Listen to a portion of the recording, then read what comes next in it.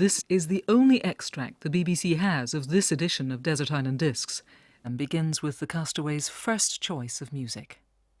Well, this man's voice is so rich, and to me he's completely in harmony with the whole of nature, and it sounds just liquid poetry.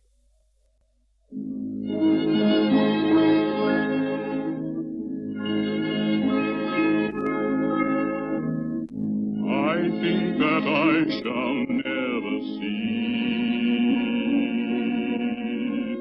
a poem lovely as a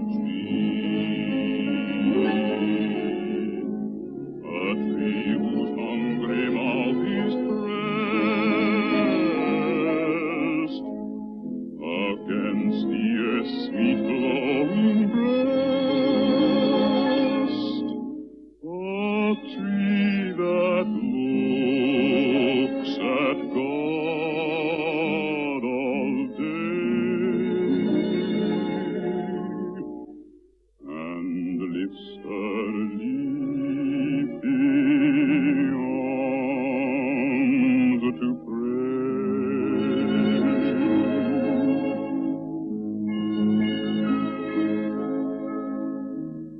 A tree that may in summer wear a nest of robins in her hair, upon whose bosom snow has lain, who intimately lives with rain. Poems are made by fools like me, but only God can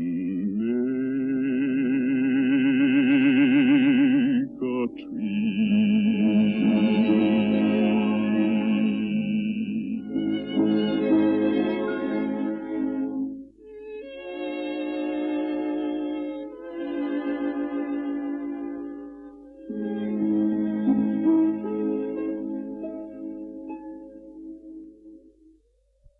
Paul Robeson. What's your second choice? The second choice is Borodin's Colosseum Dances. Why do you choose this? Well, I think this is delightful, and it starts on a resounding note, and it fades away into mere nothingness.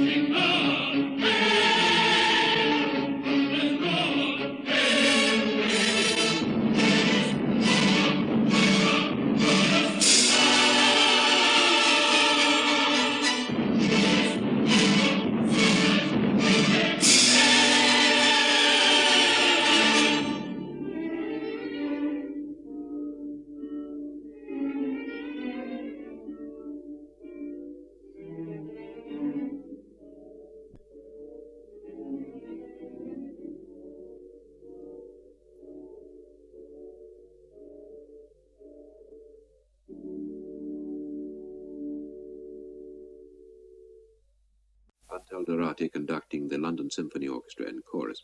Bill, where were you born? North Devon, Seaton. You come from an old Devon family, don't Yes, you? I do, yes. A very old family. 300 years of us. Any tradition in the family for the theatre? None whatsoever. Was the theatre your first ambition? No, it wasn't. Actually, horses were.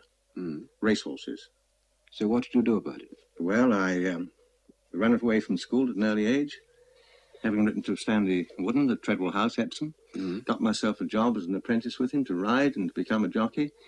After, I suppose, a year or so, I suddenly started to put on weight, and Stanley Wooden said it wouldn't do, and he thought I ought to get out and take up another profession. Yes.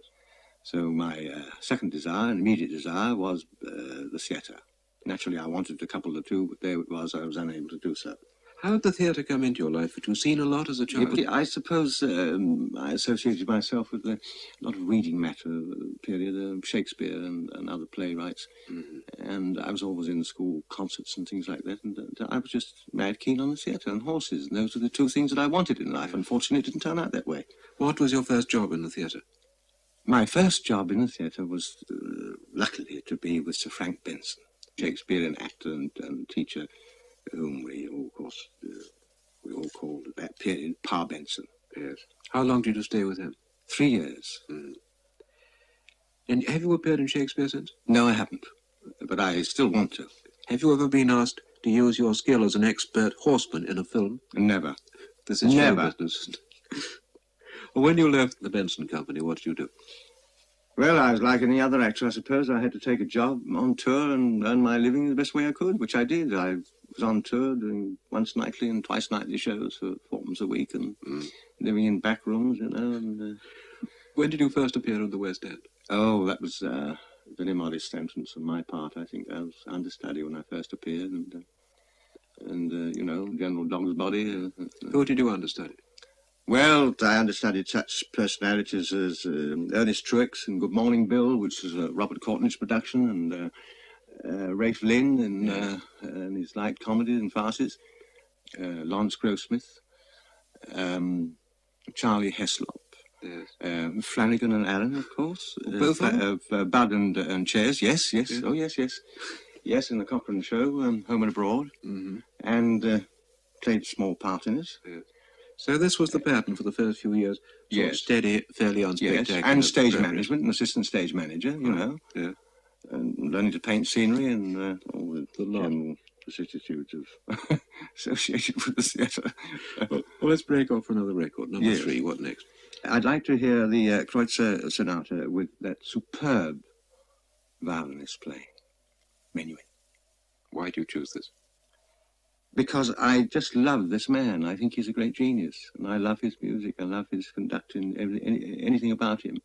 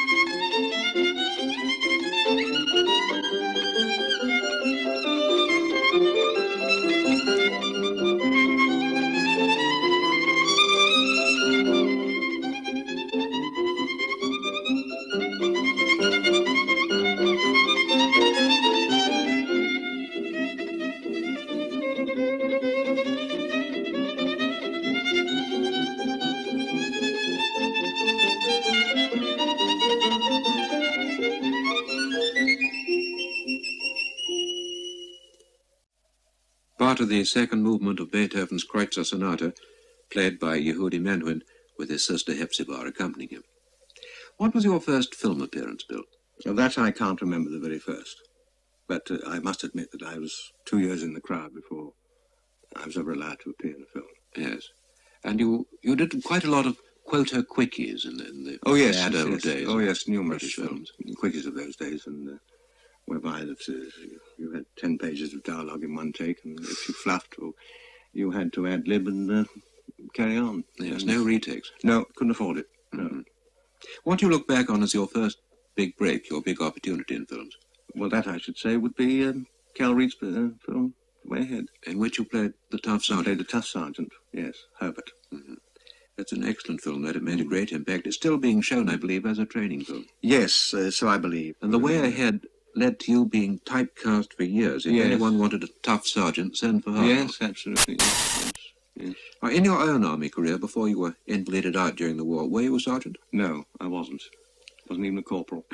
Now, which of your tough performances do you like to remember, apart from The Way Ahead? One other film, which I was very glad to be in, was Richard Todd played the lead in it. It was made by Wilcox, and it was called Yangtze Incident. I was the coxswain of the boat, and it was the actual story of the Amethyst. Yes. You were also being a tough character on the stage as well as on screen. Yes, quite often, yes. Are you talking about Seagulls Over Sorrento? Oh, that went on for a long Yes, time. You 4 were, years. what, a tough petty officer? That's right, yes. Let's have record number 4. What now? Well, now, let's have El Alamein Concerto, recording by Jack Payne. It's the whole story of the Battle of El Alamein in music.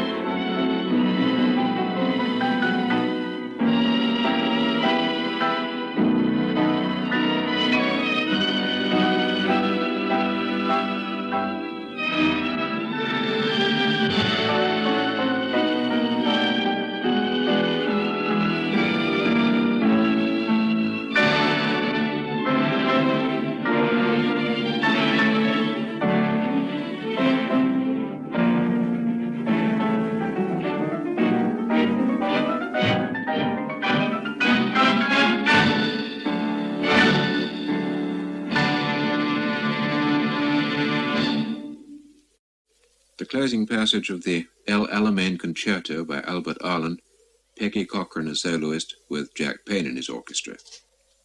Now, Bill, this tough sergeant image of yours, as well as persisting in the theatre and in films, also extended into television. Yes. They gave you a rather awkward squad to look after. Yes, I'm afraid they did.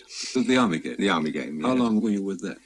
I stayed with it for the first year, and then I thought I would give it a rest and then try and do something else. I was away from it for 2 years, back making films. And then I, quite by accident, met the producer again in the train, going home one evening, and he asked me if I'd come back to the show. So I said yes, had a price, and he agreed, and I went back for another year. And lately you've made an enormous success in a television part that's very, very different. Yes, very different. Very, Doctor very Who. different. Now, how did this happen? How did tough Hartnell become this gentle, absent-minded professor? Well, all my life I've wanted to play an older character in films or a play, and I've never been allowed to, except just on the one occasion prior to being offered this part, Doctor Who. After the second reading, I was given the part of this old boy in Sporting Life, whereby the lead was played and shared with Robert Harris and Rachel Roberts, both superb artists. And I was just playing this sort of bone-idle, out-of-work, on-the-dole, ill old man called Dad, who had a great ambition in life in himself in his earlier days to be a rugger player and to be a good professional player and make a success of his life. And unfortunately, he ended up, as it were, in the gutter and rather an ill, useless old man. But in this boy, he saw something of himself. Yes. And therefore, I think he used his influence with the club managers and associates to give him a chance.